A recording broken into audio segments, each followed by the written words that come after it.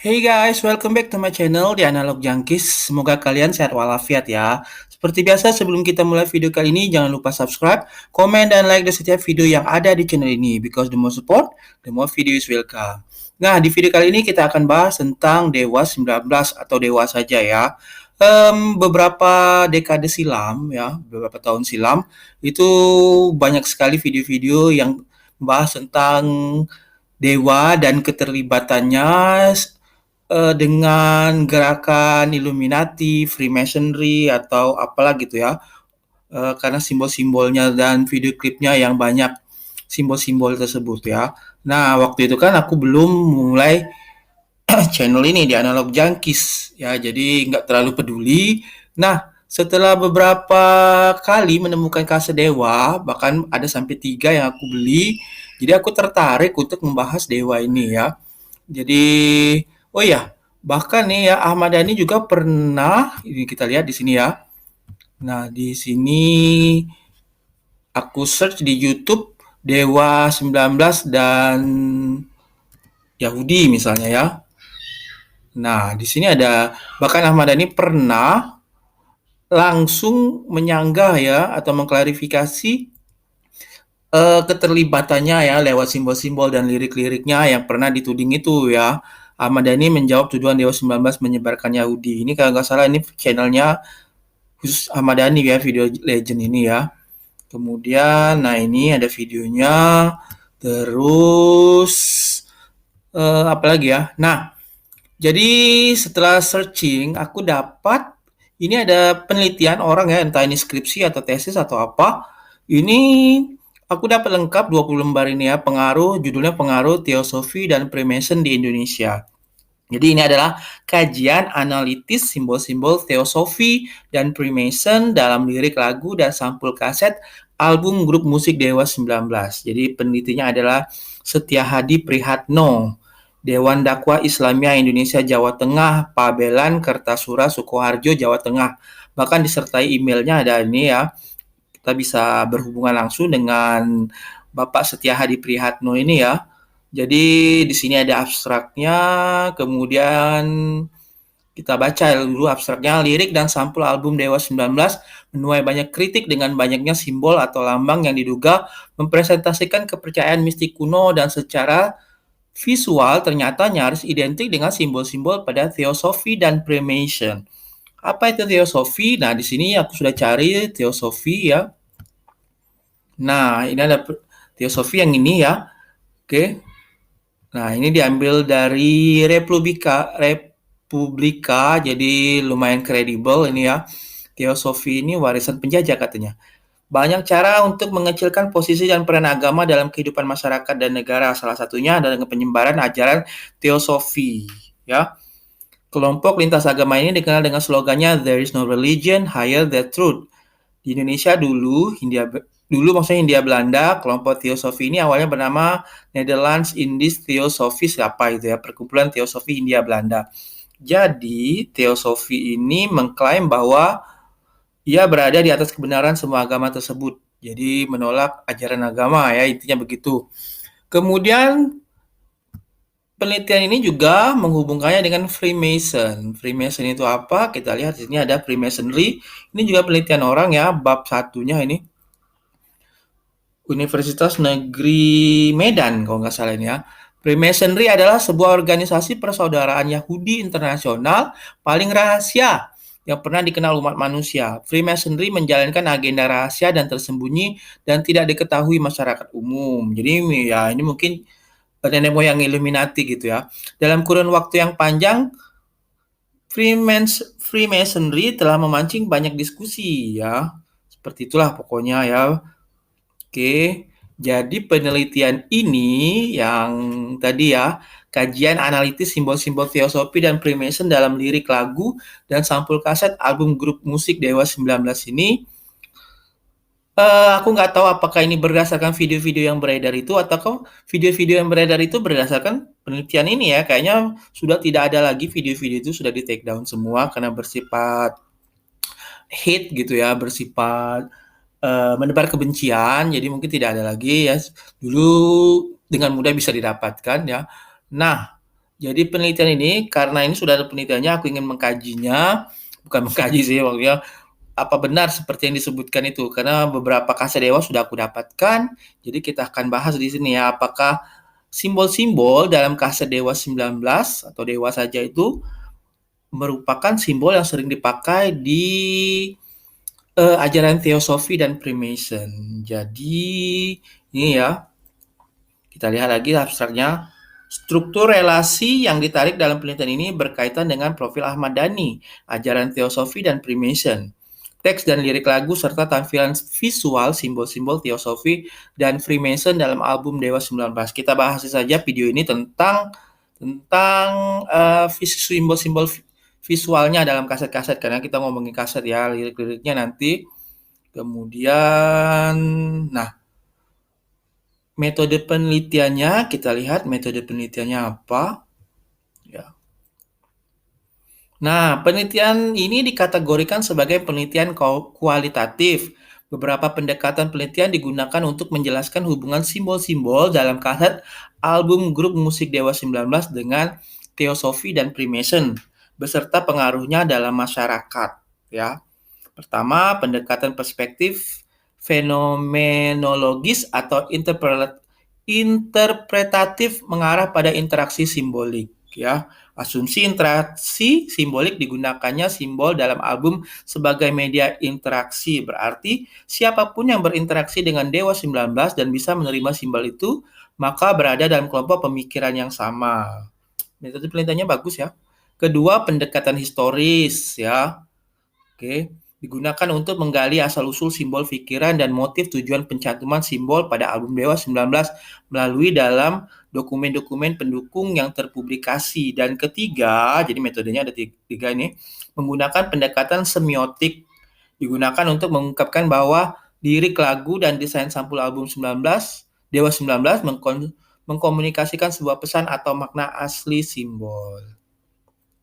Sumber datanya dari mana ini? Sumber datanya dari penelitian diperoleh melalui pengamatan dan observasi terhadap objek penelitian, wawancara, dan dokumentasi. Ya, menarik sekali ya penelitian ini. Karena berhubungan dengan kaset tentu saja. Ya, jadi, nah, kita akan lihat. Tapi beberapa kaset belum aku dapatkan, seperti album pertamanya Dewa, kemudian album Well, sekarang kita bahas ya yang interpretasi makna simbol-simbol grup musik Dewa ini. Yang pertama ini simbol bintang David atau simbol Zionus Israel. Jadi simbol seperti ini tidak ada di kasetnya, jadi tidak akan aku bahas banyak. Ini sering dipakai dari Leonte-nya Ahmad Dhani dulu ya. Oke. Sudah ini apa namanya diklarifikasi dengan Ahmad Dhani juga bahwa ini hanya sebuah perhiasan saja gitu ya. Pokoknya ini simbol bintang David seperti ini ya. Oke, dipakai oleh Zionis. Kemudian ini sumber-sumbernya ada. Kemudian piramida tak sempurna. Nah, atau unfinished pyramid ya, gambar piramid yang atasnya disamarkan tapi jika diperbesar akan tampak ada sesuatu di puncaknya. Nah, ini aku belum dapat ya. Album Dewa 19 ini ya, puncak piramid yang disamarkan seperti ini ya. Oke, ini gerakan rahasia atau Illuminati. Jadi seperti ini ya. Ini cover pada album pertama Dewa 19. Jadi disebut dengan piramida tak sempurna atau unfinished pyramid ya. Piramida tersebut terpancung di bagian ujungnya. Lambang tersebut sudah dikenal luas sebagai salah satu lambang Yahudi, lambang gerakan Masonis, salah satu organisasi Yahudi, dan juga lambang pada uang $1 Amerika. Untuk diingat dalam mitologi Judaisme, angka 19 dikenal sebagai Dark Star ya. Oke, 19 ya. Oke, jadi Dewa 19. Jadi menurut semiotika atau penelitian mengenai simbol-simbol ya, angka 19 ini artinya tadi Dark Star atau bintang kegelapan, dan piramida terpancung juga itu simbol Illuminati ya. Oke, sayangnya tidak ada kasetnya jadi tidak kita bahas. Aku belum bisa ngasih lihat ya. Oke, nah ini di sini ada dalam dunia simbol dan lambang, gambar piramida dengan sesuatu di atasnya hanya terdapat mana tadi ya? Dalam simbol gerakan Masonis dikenal dengan simbol piramida terbuka di puncaknya dan di atasnya terdapat sebuah mata yang disebut dengan the evil of eye. Simbol yang sama seperti yang terdapat pada pecahan uang $1 dengan tulisan Annui Coeptis dan Novus Ordo Seclorum. Ya, ini kita lihat, ini ada gambarnya. Nah, ini ya gambar perbandingan cover dengan $1. Ya, kemudian angka 9-nya tadi diinterpretasikan sebagai dark star atau angka kegelapan gitu ya. Oke, nah, oke, angka 13 tadi sudah. Kemudian simbol Dewa Ra ya. Terdapat pada cover album terbaik-terbaik ya. Aku juga belum punya album ini ya. Oke. Simbol Dewa Ra atau Ra Son of God merupakan dewa matahari dalam mitologi Mesir kuno. Dewa Ra merupakan salah satu dewa kaum Kabalah di Mesir. Nah, begini ya. Tapi aku juga bingung ini maksudnya gimana. Ini ada evil eye symbol ya. Kalau kamu ngerti tolong di komen, tulis di komen ya. Oke. Kemudian nomor 5 di sana Protocol of Zions, ayat-ayat iblis dalam bahasa Ibrani. Simbol ini terdapat dalam cover album terbaik-terbaik pada sampulnya. Ini ya, terbaik-terbaik tadi ya. Oke. Terdapat gambar satu halaman Protocol of Zionis dalam bahasa Ibrani. Ridwan Saidi, pakar Zionisme yang menguasai bahasa Ibrani menegaskan ini jelas diambil dari satu gambar Protocol of Zion karena di atas lembaran itu ada judul dan logo. Ini tidak ada dalam Taurat ataupun Talmud. Ya, karena belum bisa kasih lihat karena belum dapet ya album terbaik-terbaik. Nah, simbol mata dari Dewa Horus. Nah, ini album Cinta dari Cinta ya. Ini aku kebetulan dapat. Sekarang kita lihat. Nah, jadi laptopnya di sini aja dulu ya sambil kita bahas kaset-kasetnya. Jadi nomor 6 tadi simbol mata dewa Horus, Eye of Horus. Jadi album yang ini ya, album Cintailah Cinta yang ini tahun 2002. Pada cover depan album dewa ini memuat secara mencolok. Jadi aku baca yang ini, simbol Eye of Horus ya. Horus adalah dewa burung dalam mitologi Mesir kuno. Ya, seperti ini ya. Nah, oke, kita buka. Oke, salah satu dewa mereka, kata di cover dalam juga terdapat simbol yang sekilas mirip mata, tapi sebenarnya merupakan tiruan salah satu simbol yang terdapat dalam buku The Secret Language of Symbol. Nah, seperti ini. Ya. Oke, mana tadi ya aku baca? Yang disarikan dari kitab Yahudi Taurat. Simbol ini biasa disebut dengan Femina Genivegia atau kelamin perempuan. Ya, nah seperti ini. Ya. Oke, ini yang katanya simbol mata Dewa Horus ya, Eye of Horus. Nah ini juga banyak ya. Nih ya. Oke. Nah, ini cover artnya bagus ya, aku suka. Nah, bagus banget.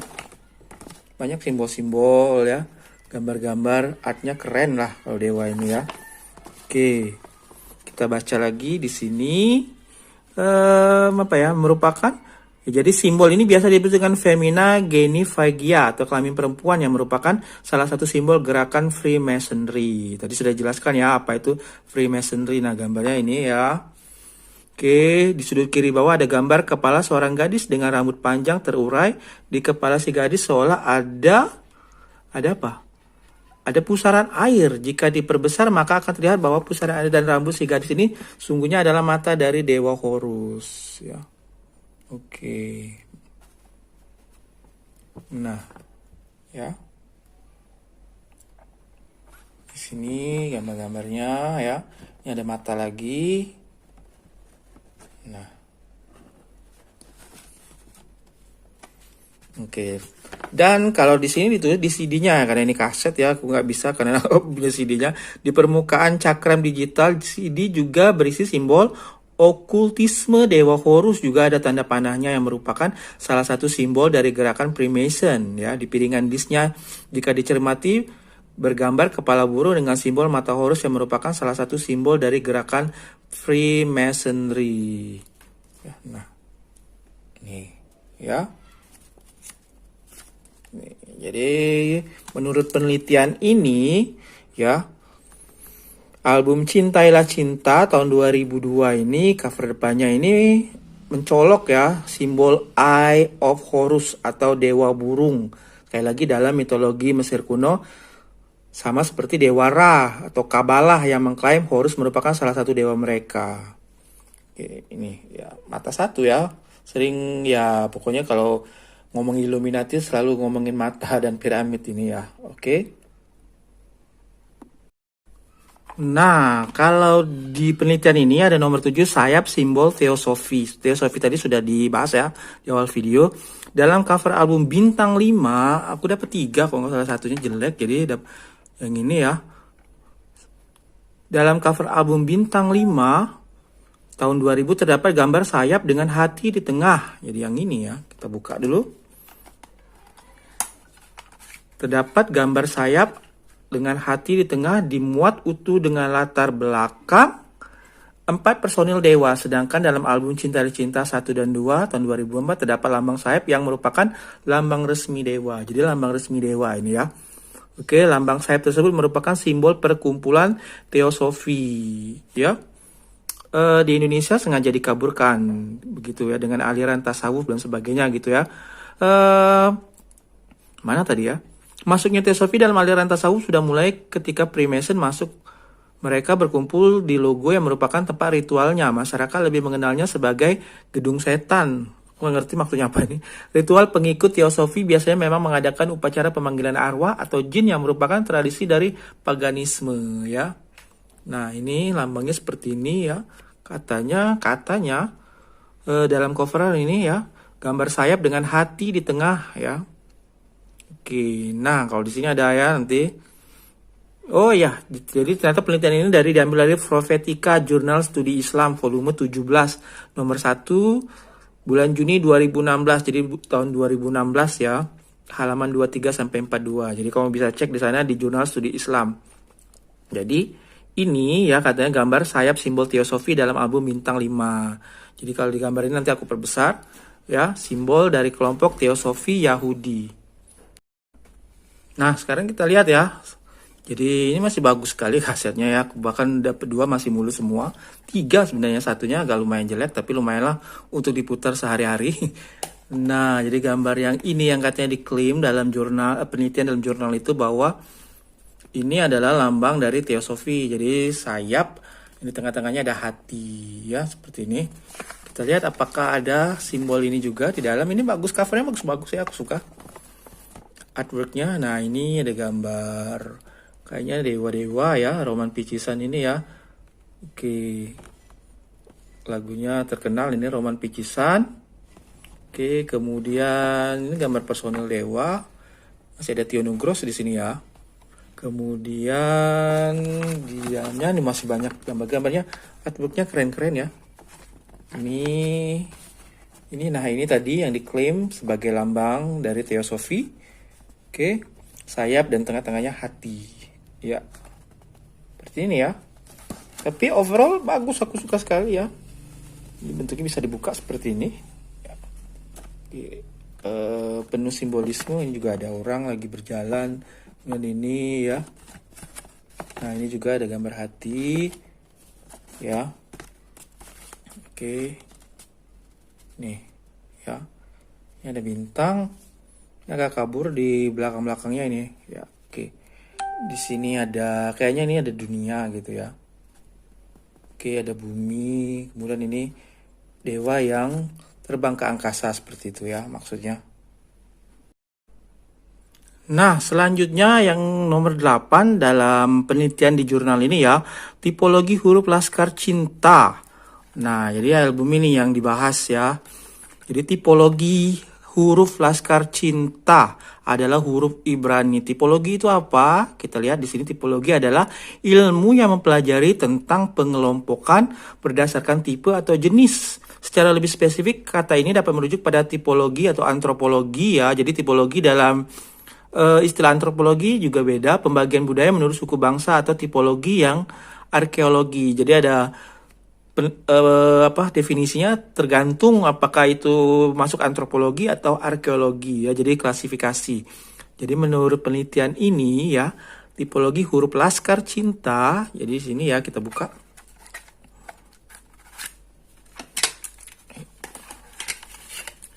Nah, belum pernah aku buka kayaknya ya.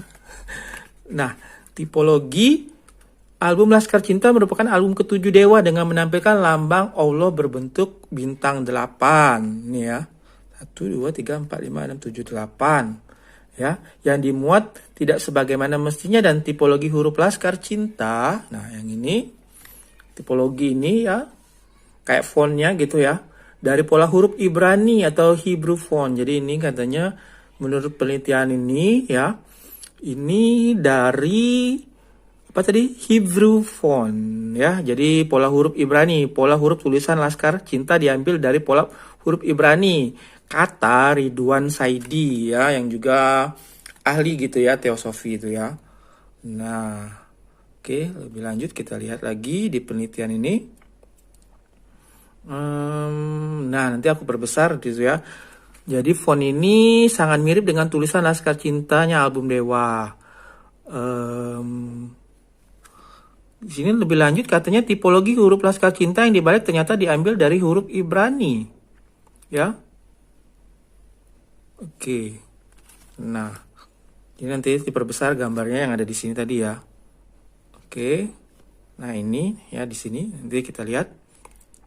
Pada sisi lain dari album Laskar Cinta ini adalah siluet wajah Ahmad Dhani menggunakan peci dengan simbol berpola Arabik bertulisan Ahmad dengan huruf alif bercabang. Oke, mana ya? Pada sisi lain dari album, kita cari dulu.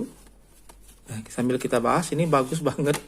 Artworknya keren banget. Jadi ini ada lambang dewa seperti yang tadi, yang diklaim sebagai lambang teosofi. Mana gambar Ahmad Dhani yang pakai peci ya? Nggak ada ya. Oke, kita lihat satu-satu di sini. Ini sudah ada once di sini ya. Siluetnya katanya ya. Tidak disebutkan di mana, kita cek dulu di sini. Pada sisi lain dari album Laskar Cinta ini adalah siluet wajah Ahmad Dhani menggunakan peci dengan simbol berpola Arabik. Nggak ketemu ya. Kalau kamu tahu, mau coba kamu komen di mana letaknya. Ya. Siluet sisi lain atau di sini. Ini liriknya semua. Oh, ini ya. Nah, ini Ahmad Dhani ini ya. 2004. Oke. Di sini ditulis dengan huruf alif bercabang. Alif bercabang. Benar nggak? Susah banget. Nggak ada ya. Jika gambar tersebut dibalik 180 derajat, maka simbol tadi berubah menjadi huruf konsonan mirip bertuliskan YHW atau Yahweh, sebutan untuk Tuhan tertinggi Yahudi katanya. Apa benar yang itu tadi siluetnya? Aku juga nggak tahu. Sisi lain, kayaknya ini. Ada tulisan ini ya. Ini kecil, kita lihat. Saya ini nanti rusak. Nah, mungkin ini ya, tulisan ini, tulisan kecil ini, ya, oke. Jadi kalau dibalik seperti ini, katanya diklaim berubah menjadi Yahweh gitu ya. Aku juga nggak tahu. Iya, oke. Lebih lanjut, kita lihat. Oh iya bener. Nah, aduh cari-cari tadi ternyata ada di sini peci dengan simbol berpola Arabik bertulisan Ahmad. Jadi aku akan perbesar ya, ini gambarnya hitam putih siluet seperti ini ya. Oke. Jadi peci dengan simbol berpola Arabik, bener yang ini tadi ya. Bener pengamatanku. Jadi yang kecil ini tadi. Nah, yang ini ya. Nah, ini ada analisanya nanti perbesar. Benarkah hal demikian? Ada bantahan dari Baladewa tentang hal ini. Di Wikipedia versi bahasa Ibrani melihat bahasanya dalam bahasa Inggris lalu bandingkan dengan tulisan terbalik Laskar Cinta, memang tidak ada kemiripan, itu bantahannya. Jadi yang ini ya, ini kalau dibalik seperti bahasa Ibrani. Nah ya, ini Laskar Cinta dengan font yang unik yang diklaim sebagai, kata penelitian itu, fontnya bahasa Ibrani ya. Jadi bisa dibalik seperti ini. Nah, oke. Menarik juga bahasan ini. Nah, nomor 9 ini sinar dan panah Freemason. Jadi ini album ini yang dipersoalkan ya. Dalam penelitian ini simbol tersebut terdapat dalam cover album The Best of Dewa 19. Tapi kayaknya gini covernya agak beda dengan yang dianalisa di penelitian ini ya. Jadi yang seperti ini, nanti aku perbesar ya. Yang ini jadi tidak ada gambar wayangnya kalau di sini ya. Oke, di sini kita baca simbol tersebut terdapat dalam cover album The Best of Dewa 19. Secara kasat mata ada dua lambang yang dimuat. Adalah tulisan tangan italic yang ditumpuk jadi satu sehingga membentuk garis lurus. Satu garis horizontal, satunya lagi vertikal dan saling bersilangan seperti salib miring. Cover berbentuk horizontal ini baru memiliki arti jika berdirikan atau diputar 90 derajat ke arah kiri. Ya, lihat tanda panah biru. Tapi aku tidak menemukan, sudah aku bolak-balik ya. Nah, yang ini yang maksudnya ditumpuk ini tadi ya. Nih ya. Jadi italic ini ditumpuk ya. Nah, ini semua kali ya. Nih ya. Ini ditumpuk. Kemudian apa katanya? Cover berbentuk horizontal ini baru memiliki arti jika berdirikan atau diputar 90 derajat ke arah kiri. Ya, lihat tanda panah biru. Nah, kamu bisa baca di situ. Ya. Itu bukan sekedar gambar panah, tapi suatu instruksi agar pesannya sampai. Di kepala salib terdapat gambar personil dewa yang jika dicermati membentuk sebuah bulatan. Ini sama dengan simbol okultisme yang terdapat dalam lambang dewa Horus. Ya, oke. Ini nah Pak Dewa tadi ya. Personil dewa ini. Nih. Ya, aku gak paham juga ini. Tidak ada gambar di sini, hanya ini ya. Oke. Nah, lebih lanjut penelitian itu bilang katanya Harun Yahya dalam bukunya Ancaman Global Freemasonry menyatakan bahwa tanda ini menjelaskan bahwa titik berangkat dari seni megah Freemasonry dan garis esoterik pada awalnya adalah milik para Templar dan ujung panahnya milik Freemason. Nah, pada pinggiran disnya sayangnya nggak ada disnya sini ya. Baca saja, pada pinggiran disnya terdapat simbol panah dan garis lurus dan saling memotong seperti salib. Lambang garis tersebut sebenarnya sinar yang saling memotong. Ini salah satu simbol dari gerakan Freemasonry. Lambang sinar yang saling memotong ini secara kreatif juga terdapat dalam cover kaset bagian dalam dan depan secara keseluruhan. Oh iya ini ya. Lambang sinar yang memotong. Oke, kita lihat lagi. Ini mungkin ada tanda panahnya ya. Oke. Nah, tapi personally aku lihat ini bagus banget ya artworknya dibanding band-band lain. Ini lebih, memang interpretatif sekali ya. Di sini ada ini kaset-kaset Dewa dan album pertamanya, kemudian album Forma Masa Depan, terbaik dan sebagainya. Yang ini aku belum punya. Ya. Oke, iya. Nah, album Dewa terakhir yang aku dapet ini ya, ini Republik Cinta. Jadi ini dapetnya semua di flea market semua. Dan yang ini kalau nggak salah ini rilisan tahun 2006 ya. 2016 atau berapa ya? Oke, aku cek di sini. Republik Cinta ini dirilis tahun 2006 ya. Penelitiannya tadi tahun berapa dipublikasikan? 2016, tapi tidak dibahas di sini ya. Oke, warna hitam seperti ini Republik Cinta. Nah, ini juga banyak simbol-simbolnya. Ya, oke. Tapi tidak dibahas di penelitian itu. Nah, ini ada personil Dewa 19 ya. Oke, bagus banget. Sini lirik-liriknya semua. Nah, di dalam ini juga oke. Di sini nah, ada foto diri masing-masing personil dewa ya. Oke, banyak simbol-simbolnya. Jadi penuh dengan simbol. Jadi wajarlah kalau dibuat penelitian ya di apalah gitu ya. Ini simbol-simbolnya juga nih di atas-atas ini ya. Klasik-klasik banget ya. Ada gargoyle-nya.